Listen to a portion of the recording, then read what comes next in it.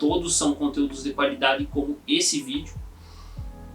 Então tem o episódio de ansiedade, tem o episódio da depressão, ansiedade é o episódio 6, depressão é o episódio 9, tem o episódio dos medos, é o episódio número 13, e é que eles podem estar interferindo nos seus objetivos. Claro, tem o episódio 5, por exemplo, que é que eu pego o meu celular de fato e mostro aí como os ruídos do celular podem estar atrapalhando a qualidade de vida, e você pode levar em conta esse episódio também. Tem o episódio 8 sobre vícios comportamentais, como vícios comportamentais podem estar atrapalhando seus planos. Enfim, todos os episódios são úteis, assim, se você for olhar, mas eu citei pontos, né, específicos, e você pode estar vendo esses episódios.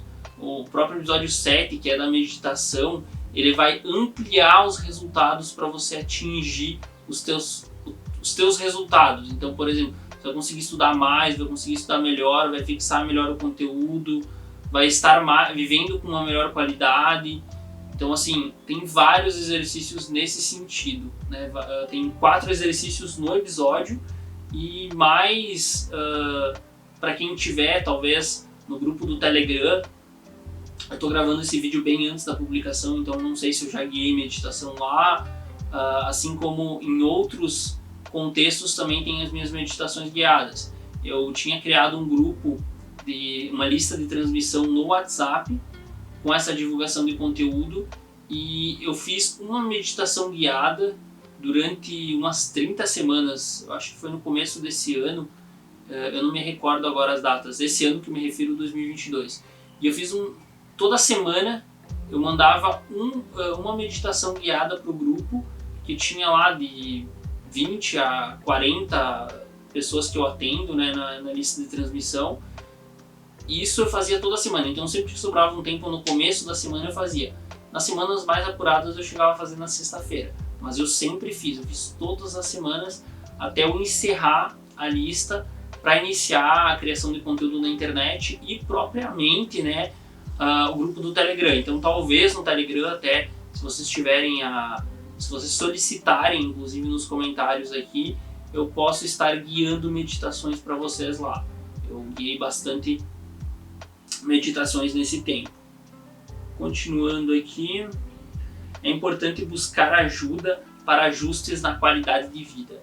Então é extremamente relevante que você busque ajuda aí para melhorar a sua qualidade de vida. Você busque um profissional dentro da sua condição financeira, claro, e você avalie suas prioridades, né? É mais interessante, no meu ponto de vista, estar investindo na saúde do que estar gastando em festas. Não que você não deva, é interessante, só que você deve conciliar os dois. Então sempre que você concilia, né, você até investe em outras possibilidades, né, em lazeres de gasto maior, mas você mantém um investimento na saúde. Investimento na saúde é o melhor investimento que a gente pode fazer, né? Inclusive é o que eu venho conversando com os meus pacientes aí desde que eu comecei, para investirem, né? No caso deles, como eu atendo numa unidade de saúde, o que eu mais peço é investimento de tempo, né? Investimento de tempo, que é ir na unidade de saúde, fazer, né, as mulheres fazer o preventivo, algumas situações consultar o médico, renovar a receita, não ficar sem remédio, né? São orientações que eu dou aí no ponto de vista da saúde. Eu acredito que muitas pessoas que estão vendo esse vídeo também têm acesso a esses recursos. Então façam esse investimento de tempo, vejam como está a saúde de vocês, e é o maior bem que vocês podem ter é a própria saúde. É a própria saúde. Então o que leva tempo ou até mesmo um pequeno investimento financeiro perto do retorno que a saúde traz, façam esses investimentos. É a minha recomendação, dentro das limitações que vocês têm, é claro. Então agora eu vou dar um exemplo de um tratamento extremamente funcional para perder peso que eu fiz. Eu citei o exemplo da rotina ali anterior de 2 pessoas, né, seguindo métodos diferentes aí, e eu vou citar agora como que eu perdi peso. Então eu comentei aí que em 2019 eu terminei a faculdade, eu estava fazendo os tratamentos, então eu saí da faculdade com 96, 97 quilos ali, no mês de janeiro, né? Me formei em fevereiro. E já na formatura a gente estava fazendo uma dança para formatura, aquela coisa, eu já comecei a atividade física nesse momento. Mas eu já estava, né, querendo ir para uma academia, eu já sabia, eu já tinha noção aí disso. Até tinha algumas colegas que estavam falando no projeto Verão, né, projeto do qual eu engajei naquela época, inclusive, para estar fazendo atividade física. Não engajei de fato com elas, que elas queriam caminhar e tal, mas eu acabei engajando do meu jeito, assim. Eu não tinha emprego, tanto que eu só trabalhei passando em prova, como eu falo nos episódios anteriores, então eu tinha bastante tempo livre até me estruturar. E o que eu fazia? Eu pegava e ia para academia a pé. Era uma academia que dá uns 45 minutos de caminhada para o começo, né? Que é um caminho reto, é uma cidade cheia de morro, né? Daí um caminho reto até chegar em uma escadaria de, sei lá, uns 70 degraus, mais uma rampa de 150, 200 metros bem íngreme, né? Então tinha toda essa subida, tem ainda, né? E depois mais uma reta e um pouquinho de descida de morro. Então tinha esse caminho e tinha um outro caminho que era um morro constante. Você não parava de subir morro também, mas é mais ou menos a mesma faixa de tempo, né? De 30 a 45 minutos. Então tinha o aquecimento que era aí, mais a academia em si e voltar, né? Mas voltar meu pai geralmente me buscava, então foram raras as vezes que eu voltei. Era no máximo quando ele tinha serviço de noite, que ele é carteiro e entregador de pizza.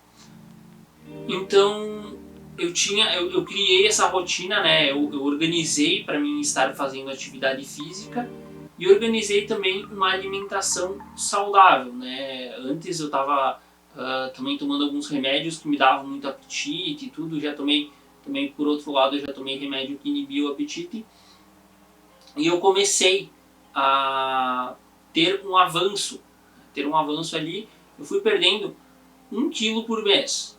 Eu não fechei a boca totalmente, eu não fiz muita coisa assim, né? Eu só mantive ali o foco, fui perdendo 1 quilo por mês. No 6º mês eu comecei a me preparar para a prova da PM, então eu perdi 8 quilos em 2 meses. Eu fui de 90 para 82, até agosto. E até junho do outro ano eu tinha perdido 27, né? Então em 96 eu fui para 69 em 18 meses, então a média de 1,5 kg por mês. Foi uma constância boa, né? Foi uma constância boa. Se eu fosse fazer isso hoje, inclusive eu vou fazer, mas é no sentido de secar, né? Que eu estava com 69 em novembro do ano passado e eu aumentei o peso para ganhar massa muscular e agora eu vou dar uma secada para ficar mais na parte do músculo, enfim, vou dar uma secada talvez de 80, né, subir de 69 para 80, 81, eu vou secar para uns 75, uns 73, né, um corpo mais denso. Então eu fiz isso. Hoje, se eu fosse fazer a parte de emagrecer, eu primeiro consultaria um médico no sentido hormonal, veria se está tudo certo, se tem alguma suplementação hormonal, alguma coisa que precisa ser feito.